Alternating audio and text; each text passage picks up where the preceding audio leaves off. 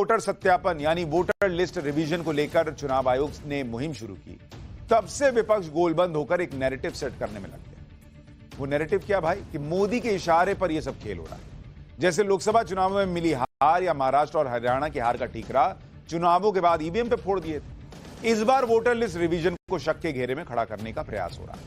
हंगामा खूब, क्या राहुल गांधी, क्या तेजस्वी यादव, क्या अखिलेश, क्या ममता, सबके सब एक सुर में बोल रहे हैं कि चुनाव आयोग बहुत बड़ा खेल कर रहा है। यह नैरेटिव सेट करने की कोशिश हुई कि भैया मोदी जनता के वोट से चुनाव नहीं जीतते, वोट चोरी करके चुनाव जीतते।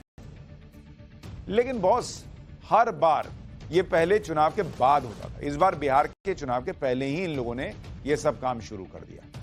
लेकिन यह क्या असर करेगा? कहते हैं राजनीति में परसेप्शन यानी धारणा अहम होती है। परसेप्शन ने ही विपक्ष को सत्ता से बाहर किया और परसेप्शन ने ही ब्रांड मोदी को लगातार तीसरी बार देश की कमान सौंपी। एक्सपर्ट कहते हैं कि 2014 के पहले की उदासीन राजनीति के पन्नों को उम्मीदों के पन्नों से ब्रांड मोदी ने भरा। 2024 के लोकतांत्रिक लड़ाई तक मोदी को लेकर यही परसेप्शन और मजबूत हुआ है कि मोदी एक विजनरी लीडर हैं, पॉजिटिव सोच वाली राजनीति करते हैं, लक्ष्य आधारित काम करते हैं।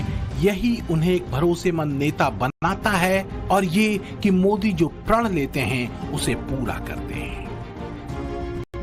तो क्या इसी परसेप्शन को खंडित न कर पाने की हताशा में विपक्ष अपनी राजनीतिक लाइन लंबी खींचने के बजाय एक नैरेटिव ये सेट करने में लगा है कि मोदी वोट चोरी करके चुनाव जीतते हैं, चुनाव आयोग मोदी के कंट्रोल में है, मुख्य चुनाव आयुक्त विपक्ष की नहीं सुनते। ये भाजपा की, नीतीश जी की, ये जो मोदी आयोग है, इनकी दादागिरी नहीं चलेगी, नहीं चलेगी, नहीं चलेगी। लोकतंत्र की जननी बिहार है और उसी लोकतंत्र की जननी से ये लोकतंत्र को खत्म करना चाहते हैं। ये हम बिहार के लोग हरगिज नहीं होने देंगे, नहीं होने देंगे। अब क्रांति केवल नारों में नहीं होगा, अब क्रांति नतीजों में भी होगा, नतीजों में भी होगा। जब हार पर हार मिलती हो तो हताश मन को आंगन टेढ़ा दिखता ही है। लेकिन विपक्ष के लिए दुर्भाग्य ये है कि आंगन के टेढ़े होने की कहावत और उसका मतलब हर हिंदुस्तानी जानता है। आप देखिए कि नफरत के बाजार में मोहब्बत की दुकान वाली टैगलाइन के साथ राजनीति में एंट्री करने वाला गुट किस तरह की मोहब्बती लाइन पकड़ रहा है। ये कि बीते एक साल में जातीय राजनीति को उभारने की पैंतरेबाजी चली, मोहब्बत और हक के नाम पर समाज में जाति भेद को बढ़ाने का फार्मूला अपनाया गया, यहाँ तक कि भाषाई भेद को उभार कर सत्ता के लिए अलग ही राजनीति तानी गई और संवैधानिक संस्थाओं पर संदेह पैदा करने की कोशिश हुई। सो अलग पहले इलेक्शन कमिश्नर सिर्फ बीजेपी नहीं चुनती थी, पहले इलेक्शन कमिश्नर को बीजेपी, ऑपोजिशन पार्टी और जो हमारे चीफ जस्टिस है जिन्होंने मांग की कि हमें बैठने दो, हमें इलेक्शन कमिश्नर चुनने दो, उनको बाहर फेंक दिया, उनको कमरे के अंदर आने नहीं दिया और हमें भी साफ कह दिया कि भैया यही नाम है, ये बीजेपी के नॉमिनेटेड इलेक्शन कमिश्नर हैं। मोहब्बत की दुकान वाले सियासी दुकानदार जब चुनाव आयोग पर संदेह जता रहे होते हैं, अपनी हार का ठीकरा चुनाव आयोग पर फोड़ रहे होते हैं, तब वो महाराष्ट्र में हिंदी भाषियों की पिटाई पर मौन साध लेते हैं। इंडी गठबंधन के एक अहम हिस्से शिवसेना उद्धव गुट के कारकुनों का ताजा कांड देखिए। मुंबई से सटे विरार में एक टैक्सी ड्राइवर की जमकर पिटाई कर दी गई। सरेआम इस टैक्सी ड्राइवर को उद्धव की पार्टी के कार्यकर्ताओं ने पीटा और फिर मराठी न बोलने पर कान पकड़कर माफी भी मांगी।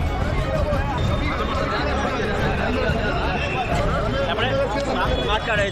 देश में विपक्ष की राजनीति एक अलग ही लेवल पर चल रही है। बिहार की अलग, बंगाल की अलग, महाराष्ट्र की अलग, यूपी की अलग। सारे राज्यों में एक बात कॉमन है, विपक्ष का एक बड़ा असरदार हिस्सा इन प्रदेशों में उन राजनीतिक पार्टियों का है जो एक परिवार से जुड़ी, चाहे कांग्रेस हो, बिहार में आरजेडी हो, यूपी में समाजवादी पार्टी हो, बंगाल में टीएमसी हो या महाराष्ट्र में शिवसेना, उद्धव गुट या फिर राज ठाकरे की एमएनएस या फिर कांग्रेस। मोदी कल्ट को काउंटर करने के लिए साम दाम दंड भेद टाइप फॉर्मूला अपनाया जा रहा है।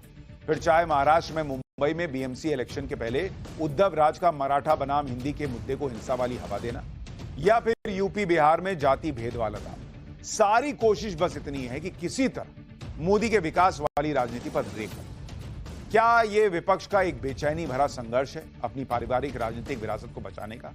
क्यों कुछ लोग ये सवाल पूछ रहे हैं कि क्या अपनी पारिवारिक पार्टियों की साख बचाने के लिए और सत्ता को फिर से परिवार में लाने के लिए ये पार्टियां किसी भी हद तक जाने को तैयार हैं क्या? एंटी मोदी राजनीति के साथ क्या भेद, भ्रम और भावनाओं को भड़काने की लकीर पर बिछाई जा रही है? हार की हताशा, नकार दिए जाने की निराशा और खत्म हुई प्रत्याशा में विपक्ष की पॉलिटिक्स क्या भेद और सिर्फ भेद के फॉर्मूले पर अटकी है? क्या मोदी को काउंटर करने के लिए विपक्ष के पास सकारात्मक राजनीति का एक भी कोना नहीं बचा? पर ये वही दो नवाब है जो ईसीआई से नहीं, ईएमआई से, इमरजेंसी माइंडसेट ऑफ इंदिरा से ग्रसित है और इसलिए परिवार तंत्र को संविधान तंत्र के ऊपर रखते हैं। उस समय पर भी रखा और आज भी। जब चुनाव हारते हैं तो चुनाव आयोग खराब हो जाता है, वरना कर्नाटका, तेलंगाना में चुनाव आयोग ठीक है। जब तेलंगाना में 22 लाख वोट कटते हैं तब वो कांग्रेस पार्टी को भाता है, क्योंकि तब तो इंटेंसिव रिवीजन ठीक होता है।